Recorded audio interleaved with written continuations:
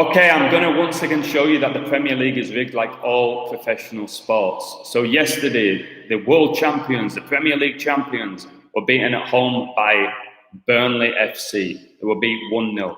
I personally believe that Liverpool were going to win that game 1-0. I'm going to show you why. So look here.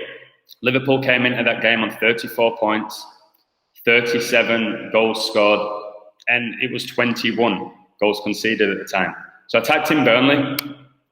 Burnley equals 34, like how Liverpool came into the game with Burnley on 34 points. And if they won 1-0, they would have gone on 38 goals scored, and they would have stayed on 21 goals conceded on the 21st day of the 21st year of the 21st century. It was perfect.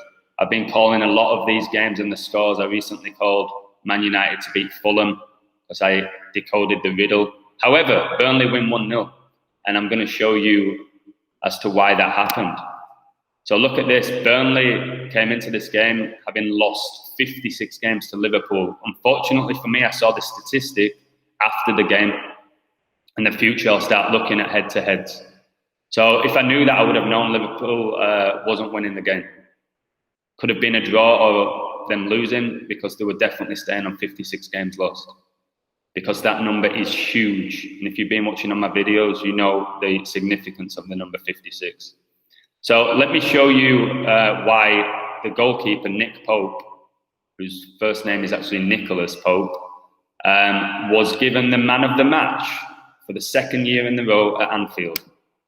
So Nicholas Pope equals 133, 61, 191 and 56. Some significant numbers there, but I'm going to discuss the 56 first, because I know Pope equals 56, and it seems Pope Francis, the first Jesuit Pope, is connected to everything this year.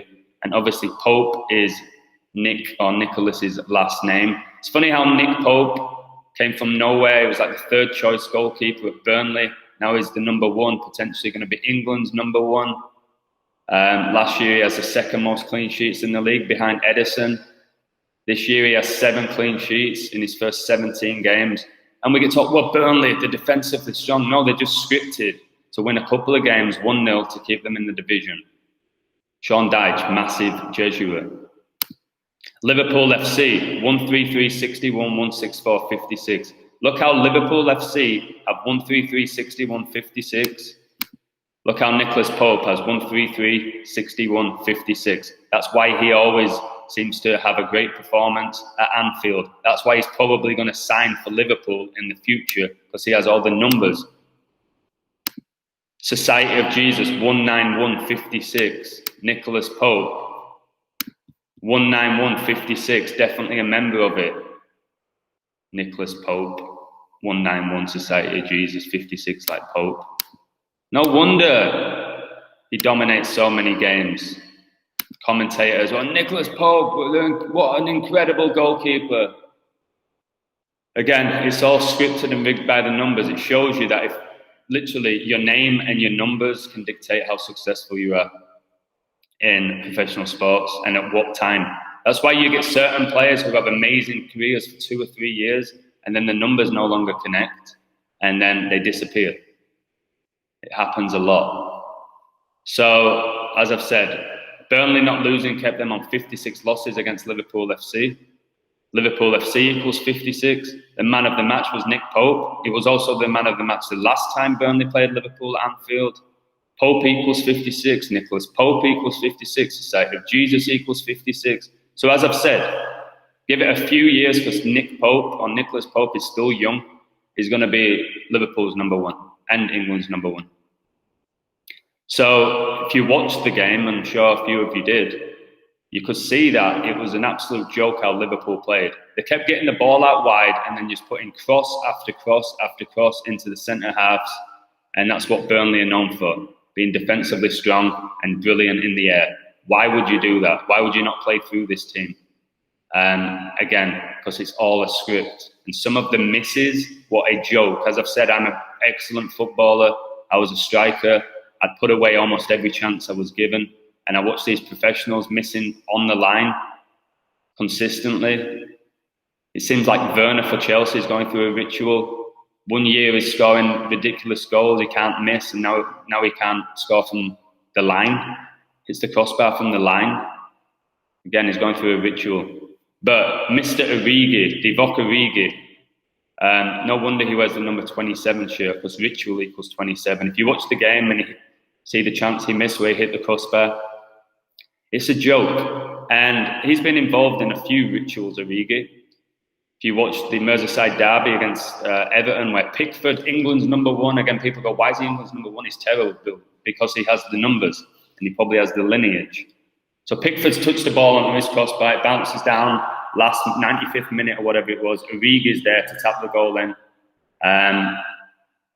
against their biggest rivals, and it helped them go on to win the league. He also scored in the Champions League final against Tottenham. You can do a whole decode on that game, and why Salah scored the penalty, why Spurs got to the final. If you remember the game against Ajax, where Lucas Moura scored a hat-trick in that last-minute goal to qualify for the final. Again, all scripted. It's a joke how it all works. I could keep winning a lot of money off this, but I'm just so sick of it. It's deceived me for my whole life. And seeing a lot of these Premier League players playing, and they're not even particularly talented, they're getting there. That's why so many players come through and their dads were ex-players, or their uncle was. They all have these connections. Says it all, like Harry Redknapp is the uncle of Frank Lampard, and Harry Redknapp's son is Jamie Redknapp. They go on to both play for England. Lampard, one of the greatest players ever to play in the Premier League. Then he goes, manages Derby. Now he's, after pretty much less than a year, he's the manager of Chelsea. Look who's managing Derby now, Rooney. It's just all set up. Brian Clough managed Derby, who was clearly a massive Jesuit.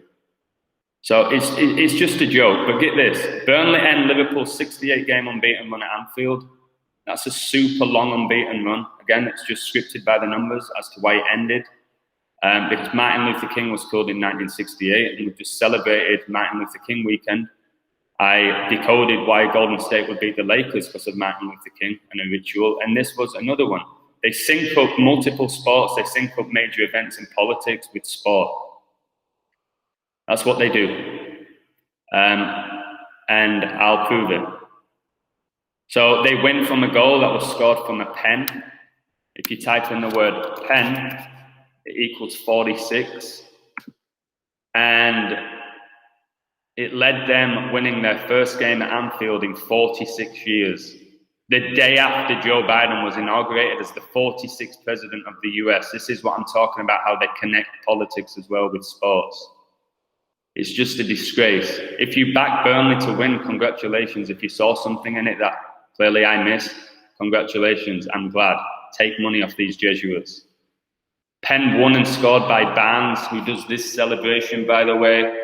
Barnes equals 59 and Pope Francis equals 59. And I've told you all the Pope connections as to why Burnley won that game and Liverpool lost. So the rituals are insane, but it's all about decoding the correct one. I prove on my Patreon that I can call multiple scripts, but you can't win them all. Because again, a lot of the time, the script plays out during the game. I said in my decode, when I said Liverpool would win 1-0 for all the reasons I stated at the beginning of the video, I said Nick Pope would get the man of the match, but he would be on the losing team. And when I saw Salah and Firmino on the bench, I was like, one of them's coming on getting the winning goal. Firmino gets so many late goals. So I was genuinely shocked to see Liverpool lose. They go 6 points behind Man United now. It's funny how number 6, Paul Pogba, is suddenly a world beater again, scoring winning goals. Because again, that's what they're going to do, the script in it. I wouldn't be shocked to see Pogba get injured or sent off, because all the commentators are, if Man United are going to win this league, it comes down to Paul Pogba. Okay, so watch him pull his hamstring, and that's the reason why they don't win it. I still think Liverpool are going to come back and win this league and go back-to-back. I know everyone's saying Man City now, which makes sense. They're minus 200. They've been going on a winning run. They have an incredible squad. They have Mr. 56, Guardiola, as the coach. I get it, but this is what they do. A few weeks ago, everyone said Liverpool were definitely winning the league. They go on a terrible run, and now they're like 8-1. 8-1, like 81, like the word ritual. So So again, I would not be shocked if Liverpool come back and win this in the slightest. So there you have it, guys. Once again, evidence that the Premier League is completely rigged by the numbers. And if you don't believe me, you never will.